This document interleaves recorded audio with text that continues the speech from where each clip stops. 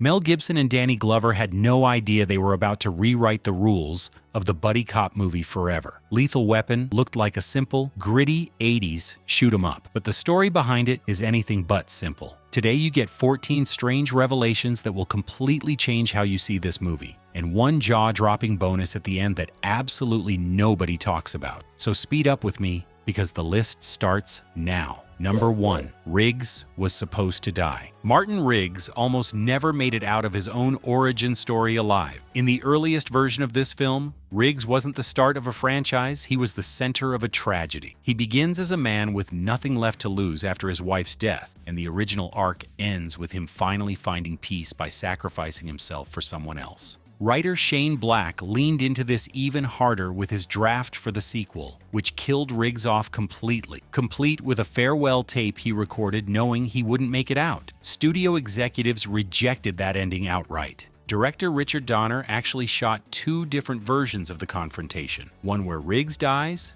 and one where he lives, then let test audiences decide the fate of the character. Viewers overwhelmingly picked survival, and the darker cut got shelved somewhere in a studio vault, essentially never to be seen again by the general public. That clash left real scars behind the scenes. Black's original draft went through a heavy uncredited rewrite that softened the violence and pushed the buddy comedy angle instead, and Black was furious enough about the tonal shift that he walked away from the franchise after the second film. A movie built entirely around grief almost ended as a eulogy instead of a franchise. And the version we all grew up with only exists because an audience in a test screening voted for hope over tragedy, a decision that quietly shaped an entire decade of buddy cop sequels that followed. Number 2. Danny Glover wasn't actually old. Roger Murtaugh spent 4 movies insisting he was too old for this, but the math tells a very different story. When production started, Murtaugh was supposedly turning 50, a number the script treated like a countdown to retirement. Danny Glover, the actor playing this allegedly ancient cop, was only 40 at the time, just 10 years older than Mel Gibson, his supposedly young and reckless partner. A little gray hair, a mortgage, and a minivan full of kids was apparently all it took to convince an entire generation that Murtaugh was 1 foot chase away from needing a cane. Here's the part that's genuinely wild. That one throwaway line became bigger than the movie itself. It escaped the script and turned into a cultural shorthand for pure exhaustion, the verbal equivalent of a heavy sigh. People started quoting it in their 30s, then their 20s, treating it like a meme, long before the internet had a word for memes. A performance built on being the tired, reluctant one came from an actor who, in real life, wasn't even close to done, which honestly makes the whole running joke land even harder once you know the real numbers behind it. If you are enjoying this, take 2 seconds and leave a like. Subscribe if you want more videos like this. That support really motivates my work and helps a lot with bringing more content. Number 3. The fights were trained, not faked. Action movies in the 80s usually treated fight scenes like choreographed dance numbers with a little extra punching. This movie wanted you to feel every single bruise instead. The director had zero interest in flashy Hollywood stunt work. He wanted the violence to feel genuinely dangerous. So he had his lead actors trained in styles most American audiences had barely even heard of at the time. That meant real capoeira, real Brazilian jiu-jitsu, and something called jailhouse rock, a brutal fighting style that literally originated inside American prisons. The actor playing the villain threw taekwondo into his own training and later credited this exact film with sparking a lifelong obsession with martial arts. Meanwhile, the lead reportedly trained 4 hours a day for 6 weeks straight, followed by months of rehearsal just to make the choreography look instinctive instead of staged. The goal the whole time was simple: make it look like 2 men who genuinely wanted to hurt each other. There's even a submission hold used in the climactic fight that most casual viewers wouldn't recognize as a real technique until mixed martial arts made it mainstream years later, long after this film had already quietly put it on screen first. What looked like standard 80s movie violence was actually years of real combat training compressed into a few brutal minutes, and it's part of why the fight choreography still holds up decades later instead of feeling dated like so many of its contemporaries. Number 4. The rooftop jump was practically real. That early rooftop leap where the hero handcuffs himself to a suicidal jumper and takes them both off the edge of a building, was not a visual effect. It couldn't have been, because computer effects at the time were still years away from convincingly faking a human body falling through open air. So the crew did it the analog way. They actually jumped off things and trusted the stunt math to work out. Real stunt performers executed the fall, and no, they weren't literally handcuffed together in midair, because that turns a controlled stunt into a real emergency. The crew used breakaway plastic cuffs designed to snap apart the instant they left the ledge, and the performers simply held hands on the way down to sell the illusion for the camera. It's a strangely tender detail buried inside a genuinely terrifying stunt. And true to form, the star wasn't satisfied just watching from a safe distance. He insisted on stepping off the ledge himself for certain angles, hidden wires, and a harness tucked under his wardrobe, the only thing standing between him and a very bad afternoon. A stunt this convincing only works because real people were willing to actually fall for it. And watching it now, knowing there was no digital safety net involved, makes the whole sequence hit that much harder. Number 5. It carried a dedication to a legend. The action sequences in this movie weren't assembled by some intern with a green screen. They were built the old-fashioned way, with real people, real gravity, and real consequences. The closing credits include a dedication to a stuntman described as one of the greatest in the history of the industry, and for once, that description wasn't exaggerated. Over roughly 13 years, that performer set more than 20 world records for high falls and other death-defying stunts. On this particular production, he served as stunt coordinator, doubled for the lead actor throughout filming, and personally trained a co-star for the film's opening high fall, a stunt she ended up performing herself. In an era before digital safety nets, "we'll fix it in post" meant adding a line to the credits, not erasing physics. Shortly after wrapping this film, that same stuntman was killed in a motorcycle accident while working on an unrelated project during what should have been a routine shot. It's a sobering reminder that behind every jaw-dropping practical stunt in movies from this era, there was a real person risking everything, and sometimes that risk cost far more than a bruise, which is exactly why that quiet dedication in the credits carries so much more weight than a typical thank you list. Before we keep going, subscribe if you haven't yet. Drop a comment telling me which movie or show you want me to cover next, with strange behind-the-scenes facts. I read every single one. Number 6. The leads had instant chemistry. Casting decisions like this usually drag through months of auditions, studio politics, and executives pretending they understand chemistry on paper. The director skipped almost all of that. He flew one actor in from one side of the world, flew the other in from across the country, put them in a room together with the script, and basically said, "Impress me." Within minutes, they were bouncing off each other, like they had been working together for years. The director later said he knew right there he was watching the movie come alive in real time, which is either genius instinct or incredible luck, and it's honestly probably both. By the end of that single reading, there was nothing left to discuss. A casting director championed the pairing hard, and the director trusted raw chemistry over the industry's usual playbook, understanding something a lot of executives still forget today, that the relationship between two characters can carry an entire film more than any explosion ever could. 5 minutes in a room, 2 actors who clicked instantly, and 4 movies, plus $1 billion later. That gamble looks pretty incredible in hindsight, especially considering how many other productions spend years trying to manufacture the exact same spark and simply never find it. Number 7. An accidental crossover nobody planned. Sometimes a shared cinematic universe gets built on purpose, and sometimes real history just does it by accident while nobody's paying attention. Early in this film, one character drops a quick piece of backstory about his service in Vietnam, mentioning a specific unit and a very specific battle from 1965, along with a buddy who saved his life by taking a bayonet meant for him. It plays as simple character building, a few lines to add depth to a grumpy cop. Nobody thought about it again for 15 years. Then the actor playing that same character went on to star in an entirely different war film, playing the real-life commanding officer at that exact same battle. Same valley,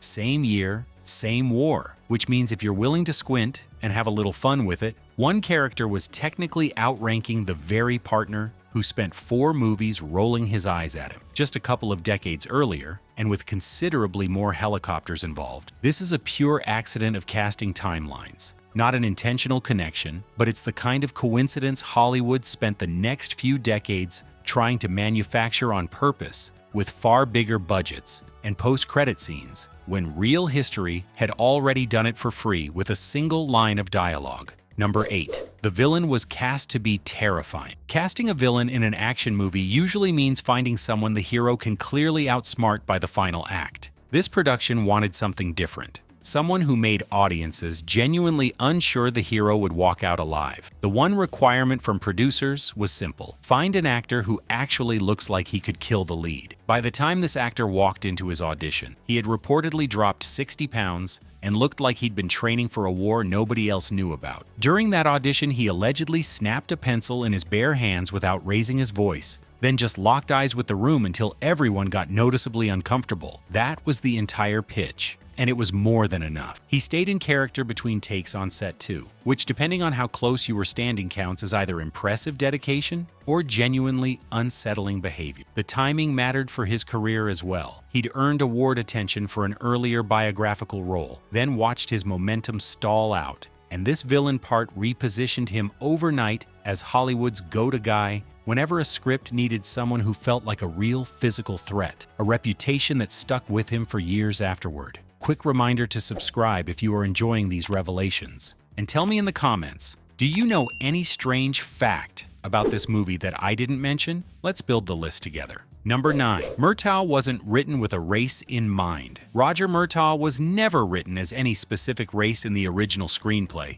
Not black, not white. He was written as exhausted and just hoping to survive long enough to retire. That's essentially the entire character description on the page, defined by his age, his family, his bad knees, and his overwhelming desire to stop getting shot at. When casting began, the director, like most of the industry at the time, defaulted to picturing a white actor for the role without even questioning it. That assumption held right up until a casting director asked a simple question about a different film and suggested the actor who eventually got the part. The director's first instinct was surprise, quickly followed by embarrassment at his own blind spot, and he later admitted publicly that the moment genuinely changed his way of thinking. So the production did the obvious thing. They hired the best actor for the role, and he happened to be black. End of discussion. No marketing campaign built around it, just a casting director who saw further than everyone else in the room, and a director honest enough to admit he almost missed it entirely. A small moment of humility that ended up shaping one of the most iconic partnerships in action movie history. Number 10.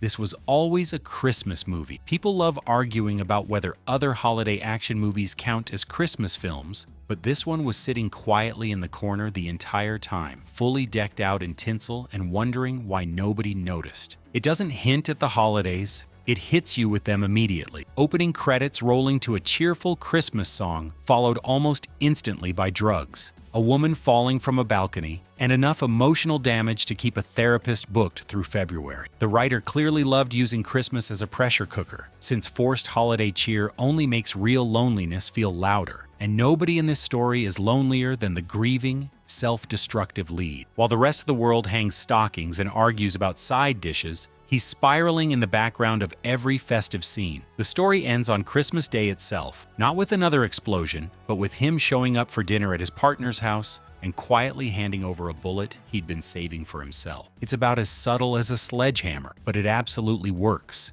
giving him a seat at the table and something that finally resembles hope, which is a far more emotionally loaded ending than most people remember from what they think of as just another action movie. Number 11, a different action star almost played the lead. The lead role nearly went to a completely different action star before Mel Gibson ever touched the script. That actor read it, decided it was too violent for his taste at the time, and passed entirely, which is fairly ironic considering he'd spend the next 30 years getting shot at and thrown off buildings for a living anyway. Here's where it gets genuinely strange though. The eventual lead had already passed on a different iconic action role around the same period, meaning both actors turned down the parts that would go on to define their careers instead, and somehow both still ended up in roles that made them into household names. It's like Hollywood accidentally shuffled the deck and still managed to deal two perfect hands. The connections between these two franchises run deeper than just casting what-ifs too. since both had heavy involvement from the same producer and were scored by the same composer, giving them a shared creative fingerprint even as their tones split in very different directions. There's even long-running industry lore that a specific prop firearm carried over between the two franchises because apparently recycling props was trendy long before it became an environmental talking point. And it's a fun little thread to pull on if you ever rewatch both franchises back-to-back, almost at the end, and the best is still coming. Subscribe so you don't miss what's next, and drop your city or country in the comments. I want to see how far this video is reaching. Number 12, a TV series that imploded in 3 seasons. Hollywood never met a successful movie it didn't want to stretch into 50 episodes. So naturally, this franchise eventually got its own weekly television adaptation years later. The show brought the concept to network TV with new actors stepping into the 2 lead roles, one of them leaning hard into the unhinged, wild card energy that made the original character famous. Maybe a little too method for his own good. By the end of the 2nd season, that actor was fired, following reports of on-set behavior that made the fictional character look emotionally stable by comparison. And in a move the films never dared, the production actually killed the character off permanently. To keep the show running, a replacement character was introduced with a calmer energy and presumably a much better human resources file. But the chemistry shift was obvious immediately, and so was the resulting ratings drop. Audiences had signed up for a very specific dynamic, not a brand new pairing. The remaining original lead then announced he was done after the 3rd season, citing brutal 16-hour workdays and genuine health concerns. And the network quietly pulled the plug shortly after. The television experiment ended up proving the one thing the films always understood instinctively, that this particular chaos only really works when it stays contained inside a tightly written script, rather than stretched across dozens of hours of weekly network television. Bonus: the script that changed Hollywood forever. Most people in their early 20s back then were just trying to figure out how to afford rent. But the writer behind this entire franchise was busy accidentally inventing a whole new genre and then almost throwing it directly in the garbage. He was fresh out of film school with no credits, no agent, and no real reason for anyone in the industry to return his calls, spending his days mass mailing query letters to producers, which was basically the analog equivalent of screaming into the void. So he sat down and wrote this script in about 6 weeks flat. One manic, sleep-deprived sprint that produced a suicidal cop, a family man counting down the days to retirement, and enough violence to make a studio lawyer faint on the spot. When he finished it, he genuinely thought it was garbage and threw the entire script in the trash. Here's the part almost nobody talks about. His own roommate physically fished it back out of the trash can. That rescued script made its way to an agent, and within weeks, every major studio in town wanted it, sparking a genuinely vicious bidding war. When the dust finally settled, this unknown 23-year-old walked away with $250,000, an enormous sum for a debut screenplay at the time. Adjusted for today, that's easily well over $500,000. The sale sent a real shockwave through the industry, proving an unknown writer with one killer script could suddenly command serious money, and it helped ignite an entire spec script gold rush that changed how Hollywood valued writers for years afterward. The same writer went on to sell increasingly expensive scripts throughout the following decade, eventually becoming one of the highest-paid screenwriters in the industry inside of 10 years, all because one trash can got checked at exactly the right moment. A detail so absurd it almost sounds invented, except every part of it is genuinely how this entire franchise came into existence. And those were 14 strange facts about this movie, plus one bonus almost nobody ever talks about. This film matters more than people give it credit for, because it quietly built the entire modern buddy cop formula, almost by accident. If you made it this far, leave a like, subscribe, and comment which fact surprised you the most, and don't forget to suggest another movie that deserves a list of strange facts, because there are always more strange stories hiding behind the movies you think you already know. See you in the next video.